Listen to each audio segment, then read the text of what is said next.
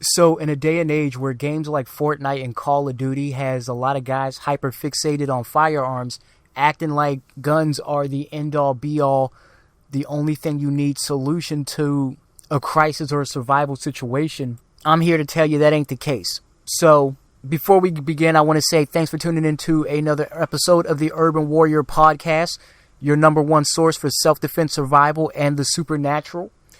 Today I'm going to be covering guns versus knives, 8 reasons why knives are better options in close quarter combat. So if you like this type of content and you want more, make sure to like, subscribe, share, turn on notifications.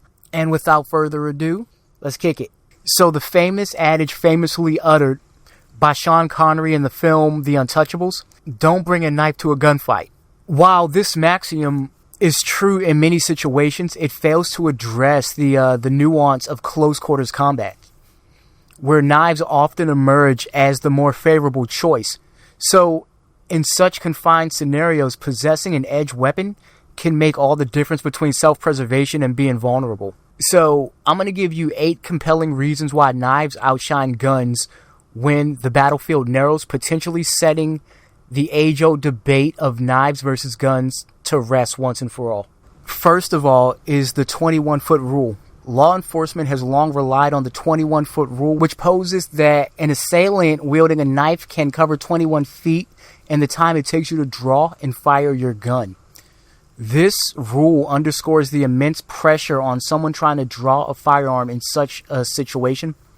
So recent research from Minnesota State University suggests that actual distance covered can exceed 21 feet, or making it essential to equipped officers with edge tools as viable alternatives. Next, no line of fire. Firearms require a clear line of fire to be effective, a luxury seldom found in close quarters combat.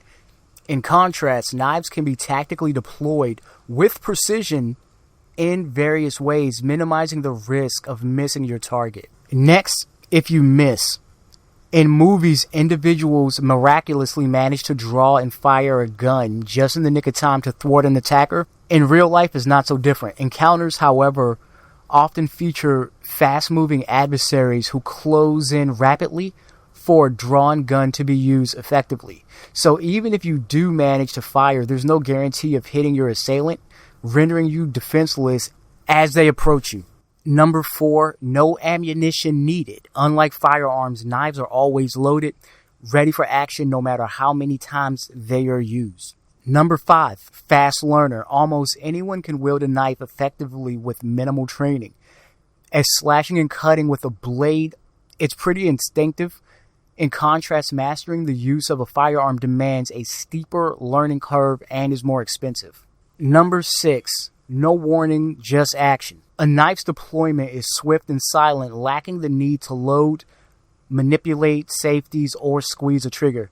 This proves invaluable in high-stress crisis or survival situations where time is limited and maneuvering space can and most likely will be pretty constrained.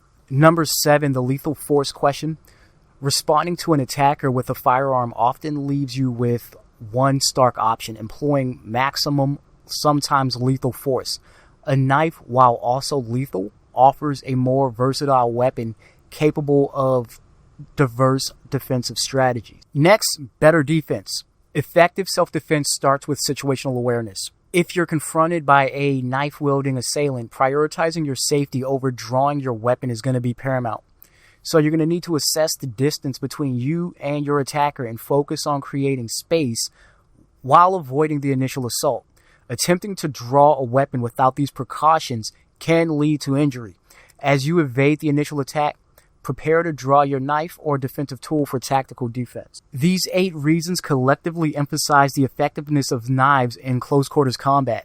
While no one disputes the value of guns for security, the possession and mastery of a knife provides a broader range of options when your primary goal is self-preservation. So achieving the best chance of survival involves diligent practice until the knife usage becomes second nature and muscle memory. So make sure that you seek a proficient instructor, obtain practice knives, and commit to rigorous training.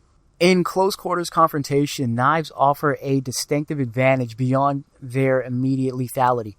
They can double as versatile tools for non-lethal purposes such as cutting, restraining, or crafting improvised barriers. This adaptability, combined with their swift deployment and minimal reliance on ammunition, underscores the value of knives as not just a weapon, but a multifunctional instrument in situations where quick decision-making can spell the difference between life and death. So if you want to see some of my recommendations for some really good self-defense and survival knives, make sure to check out my recommendations below, as well as I put some of the recommendations on my own personal website. The links are going to be in the description section below or in the bio. And if you like this type of content, make sure to check me out on Discord, where you can actually communicate with me as well as other like-minded individuals. Just make sure that you behave in there or I will kick you out.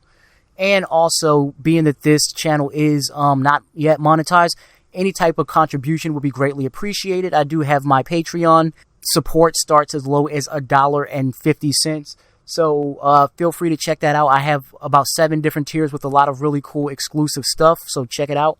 Until next time, this is B-Rock signing out. Thanking you for tuning in to the Urban Warrior Podcast. See you next time.